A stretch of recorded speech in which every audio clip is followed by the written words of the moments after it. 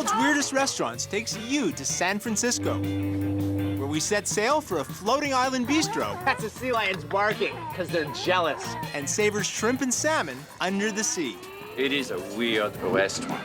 Then we make our way to Milan, where we catch a ride on a moving feast. One false move, there's shattered glass everywhere. Yet stay on track for an entire 4-course meal. Then we'll veer off to Vancouver for a throwdown on the canvas and a chow-down on cheese and charcuterie. Finally, Go, Granny, go. we fly to France, where manly grannies spoil us rotten. Bring it on, Grandma. Bon appétit, my little son. What a screwy place.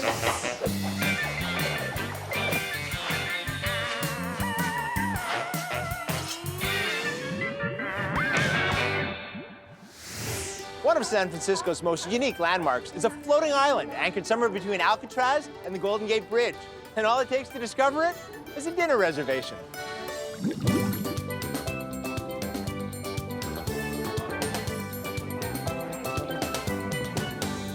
This is my kind of fantasy island. Forbes Island is a floating island restaurant that gently rocks. I call it new wave dining. At Forbes, most tables are actually below deck, which makes window washing a little tricky. This is not your average restaurant. It is a weird restaurant. The 700-ton motor vessel I designed and built to look like an island. Have you noticed this island seems to be bobbing and weaving in the water? Yes. Does that worry you at all?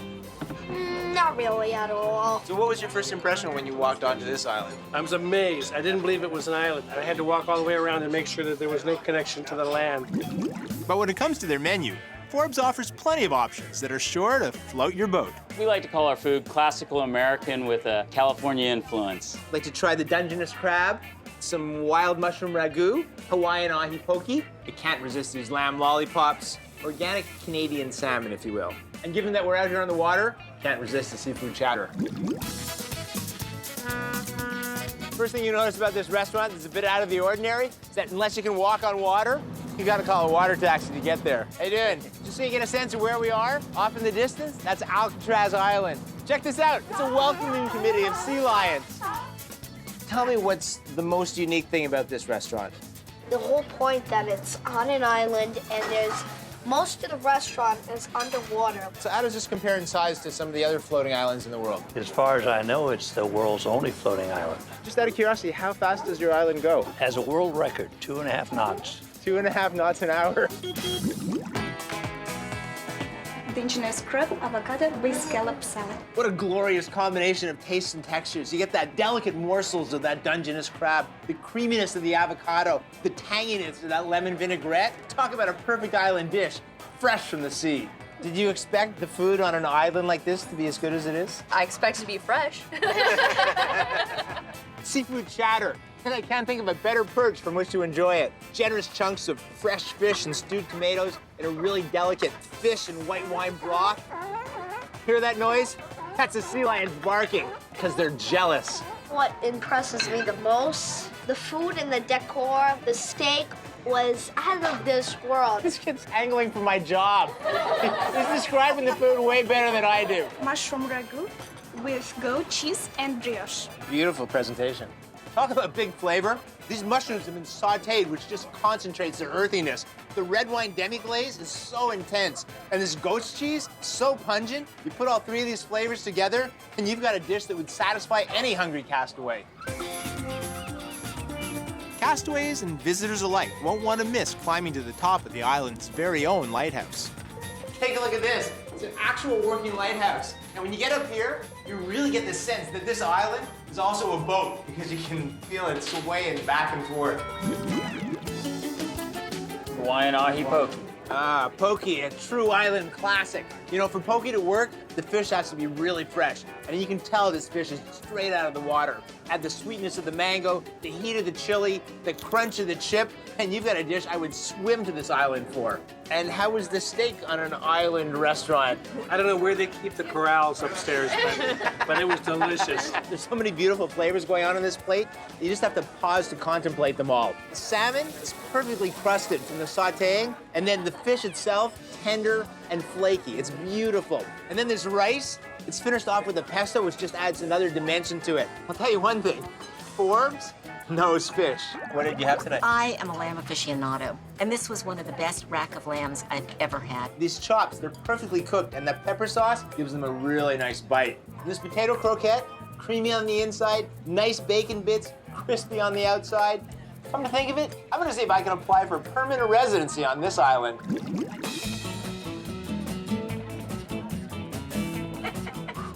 Yay! And what did you wish? I wish that this thing doesn't sink. Take a floating island with a bird's eye view of the city, add some amazing seafood and an eccentric captain, and you've got a perfect night out in San Francisco. You feel like you're in another place, in another time, and that's what makes it so unique for me. I thought the island was perfect. So if you enjoyed it so much, will you come back to the island? Come back? We're never leaving. I'm having such a good time on this island, I almost forgot to send a note home. If you're visiting Milan, it's virtually impossible to see everything and eat everywhere. But if you hop on the Atmosphere tram restaurant, you can do it all in a single night.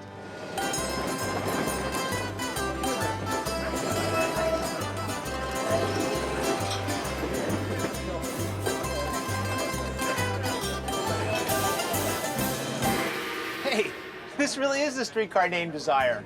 Ma l'esperienza secondo me è It's a fun experience for the customers. They have a 3-hour tour through the city, dining as they see the sights of Milan. By day, these streetcars are all business, but by evening, one tram goes off the rails in all the right ways. It's unusual in that this is like the public transportation I take every day. Now I'm here enjoying a nice dinner. You know, in most restaurants, if you're lucky enough to get a window seat, the view's exactly the same all night long. Whereas the beauty with Atmosphere is that the scenery is constantly changing. The menu at Atmosphere is a set 4-course meal with meat, seafood, and vegetarian options. And the whole experience is under 70 euros. So here's the deal. There's not enough room on the tram to prepare such an elaborate meal, so it's all being prepped in this industrial kitchen here. And just before the tram leaves the station, it's going to be loaded on. You know, beef carpaccio can be a bit of an acquired taste, but when you see ingredients like this going into it, it becomes incredibly enticing. I mean, the chef's got chopped up filet mignon, caper berries, fresh herbs, fresh microgreens, onions, and then over here, some thinly sliced pineapple. I just can't wait to taste this. The texture of this tartare, it's nothing short of luscious. And when you get the hits of the caper berries, the balsamic vinegar, and the tropical notes of that pineapple, you know this is a dish that only an Italian chef could have created. Look at this thing. This is just a classic antique, and it's in mint condition. You walk in here through the back door and into this area, and it's lined with photographs of old trams, including this one, which has found its way to Toronto, and this one up here, it's found its way to San Francisco. Up here's the main galley where all the food is finished and plated. And it may be tiny, but it's a fully functioning kitchen. You've got a steam oven, a microwave, and full-on refrigeration. So are there any special job requirements to be a server on the tram? Yeah, you must have a timba. Otherwise, you can't get through all the customers. And up here, this is where the driver sits. Man, that's got to be the toughest job on the tram. I mean, one false move, there's shattered glass everywhere. difficoltà, appunto, essendo su un tram. The biggest challenge is dealing with the movement of the tram and still having the food ready on time. What's the worst thing you've ever spilled on a customer? A cup of coffee on his face. Oh. Yeah. At Atmosphere, you don't just share the experience with everyone in the restaurant. You share it with everyone in the entire city. Oh, it's very nice. You know, every once in a while you kind of look out and you see a beautiful church or you see beautiful people kind of walking by. It's really a great experience. Suckling pig with apricot. Wow. The lardo that's wrapped around this tenderloin is practically melted, sealing in all the juices. The pork is perfectly seasoned, perfectly moist, and the apricot, which I've now discovered is right in the center, adds such a beautiful layer of sweetness. This dish sings like Rochelle.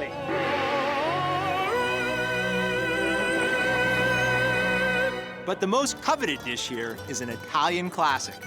My favorite dish is lasagna. I love it. The lasagna was very delicate and delicious. This is amazing. He's actually making the pasta from scratch. So you've got your homemade sheets of pasta, some bechamel sauce, octopus and tomato sauce, some homemade pesto, and a little bit of Parmesan Reggiano. Topped off with a meat sauce and even more cheese. It's easy to see why this dish is a crowd pleaser. After you get those layers of fresh pasta, you taste the octopus, which is a real surprise in lasagna. And then you get that lighter-than-air bechamel and the creaminess of the pesto sauce. Man, my future lasagna eating days are ruined. You gotta love the sharing. When else can you be on a tram and have a fellow passenger share a glass of wine with you? Wow, this is a classic Italian approach to cooking. Use a few ingredients, but make sure each one counts. So here we have fresh berries, custard, and baked puff pastry. And the result is so good, it'll make you cry. It's just one stunning building, monument, and neighborhood after another.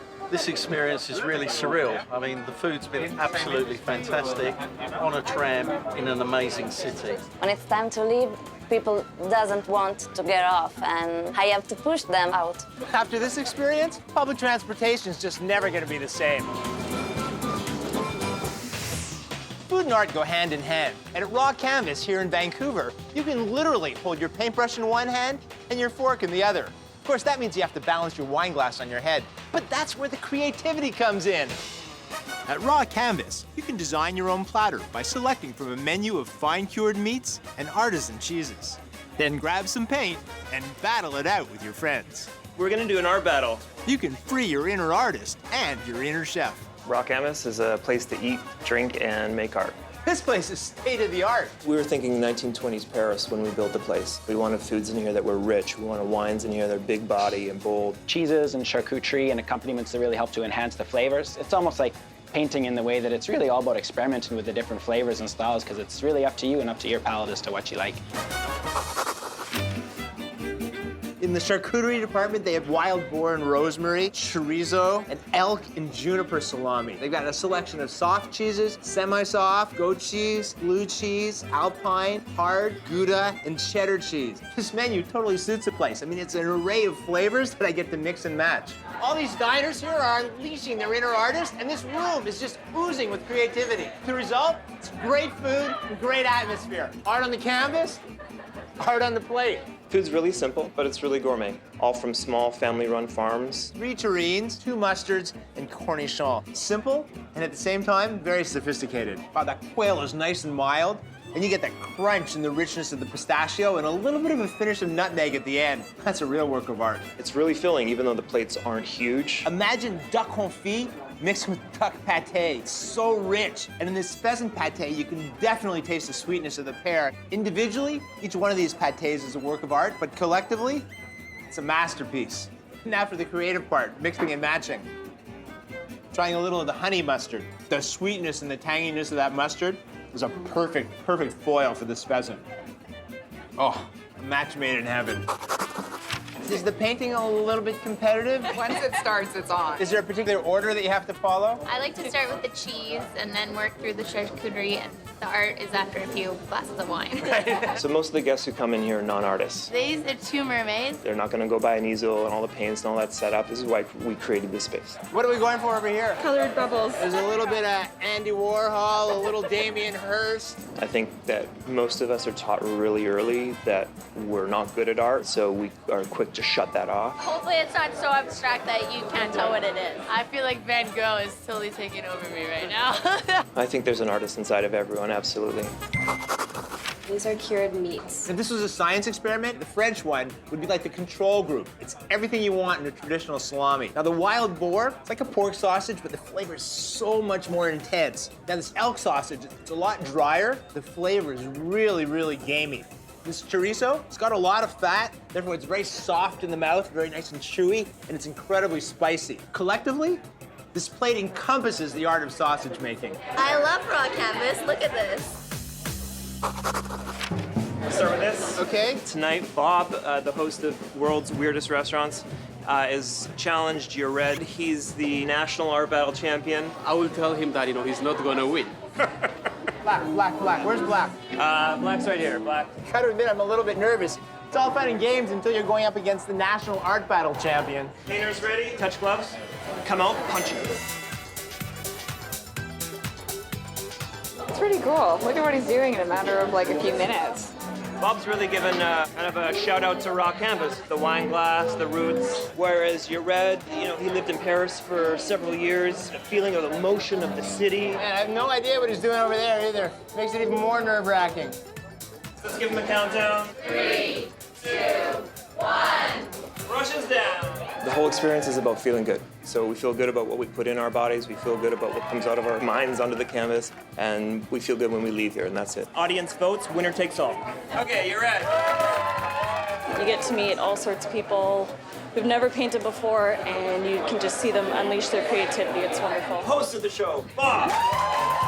What's weird about this place is there's painting in a restaurant. That's weird about this place. I just like the artistic community, like the vibe. I think raw canvas is an absolute Vancouver gem. I love raw canvas. I say your red has been dethroned. Who knew competitive painting would be the next Olympic sport?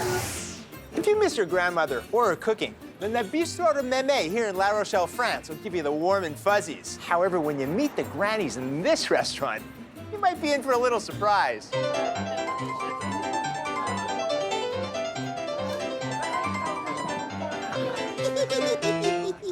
Go, Granny, go! Going to Le Bistro de Mem is like a visit to grandma's. The servers dress like grannies, and customers are part of the family. I do this restaurant for my grandmother. She likes cooking. When you first walked in here, what was your reaction to the environment? Crazy, incredible. It's very different. What a screwy place. Men dress up as women and washing hanging up. The menu is the kind of food that my grandmother cooked for me when I was young. Le Bistro de Mem is located in the western Charente maritime region of France. It's known for its fresh seafood and sweet wine, ingredients these grannies use in abundance. I'll start with the tapas plate. Definitely the duck, the squid. And I'm gonna be brave. I'll try the veal head. Okay, you want to drink something? I'm in France, aren't I? This place has a bizarre combination of rugby paraphernalia and grandma memorabilia. You've got grandma's girdle, and there's Granny's bicycle hanging from the roof. It's a very bizarre place. Bizarre because it's a mix of different things. What's with all this rugby stuff? We're in La Rochelle, and La Rochelle is really known for rugby. I love sport, and there is a lot of rugby men in La Rochelle, and I played some time with them. Now the big tapas. Wow. As always, Granny's overfeeding me. Oh, look at this foie gras pate with just a little drop of aged balsamic vinegar. It's criminal how good this is. My favorite is the tapas. So nice. That's roasted eggplant. Got just a little bit of olive oil, a bit of spice. They call it poor man's caviar, but it tastes like $1 million. Salmon tartare, chopped raw salmon mixed with some fresh herbs. Oh, the texture of that fish is so nice. The flavor is so clean. Those herbs just come through. When your fish is this fresh, this is the finest way to honor it. Grandma, you continue to spoil me, and I must say, I'm kind of liking it. Do they remind you of your granny? Yeah, in a lot of ways. Apart from my granny never used to give me quite as much wine. Chin chin. It's not just the servers that wear granny clothes. Some of the customers actually arrive in granny dresses, wigs, and glasses. I dress like a grandmother because I love this place, and it makes me feel beautiful. I'm waiting for a costume so I can join the party. Hey, what up? So this is really interesting. It's duck breast that's pan-seared, sliced finely, and served with this strawberry sauce. A bit of a take on duck à l'orange. Just look at the color of this. Just beautiful, perfectly done pink duck. Wow, imagine a perfectly cooked piece of duck slathered with a savory version of the best strawberry jam you've ever had, which acts as a counterpoint to the fatness of the duck. That's what you get in this dish. I really like the veal head. It's extraordinary. Where to start? Should I go for the vegetables, the tongue, or the broth? If you can get past the fact that you're eating veal tongue, it's like a luscious meat. There's so many flavors going on all at the same time. And it's the kind of thing you can only find in a regional French restaurant like this. The food is very good. Alors maintenant? So you've got strips of squid, chorizo, some vegetables, and hiding underneath it, a little scoop of mashed potatoes. The squid is surprisingly tender, but that chorizo is very spicy. Bring it on, Grandma. Bon appétit, my little son. After dinner, the grannies offer up a tasty potion called quirkiest. It's a mix of different liquors. It's not too strong, and it's very good. I bet your grandmother never served you a drink like that. It's funny when the guests get the gourdess on their shirts instead of in their mouths. Tastes great in the mouth, not so good in the eyes. What I asked Grandma for was a shot of espresso and, just a little sliver of something sweet. And what she delivered me? Chocolate cake. peach custard, and of course, you had to sneak in some fruit. Thanks, Grandma. Start with one man's love for his grandmother, add his passion for food, wine, and rugby, and you've got one of the most eccentric dining experiences in all of France. It's very welcoming and friendly, not as formal as other restaurants. It's a never-ending party, and it's all in good humor. And just like at Granny's house, what visit wouldn't be complete without a little crowd surfing? What's happening? Rugby dance. That's a rugby dance? Okay, after you. Okay. It's kind of like stage diving, except you're in a restaurant.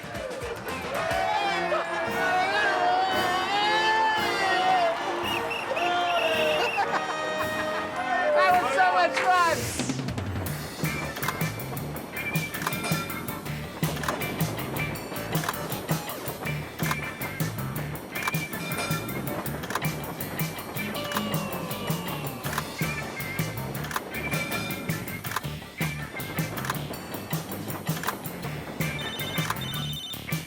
Pronto?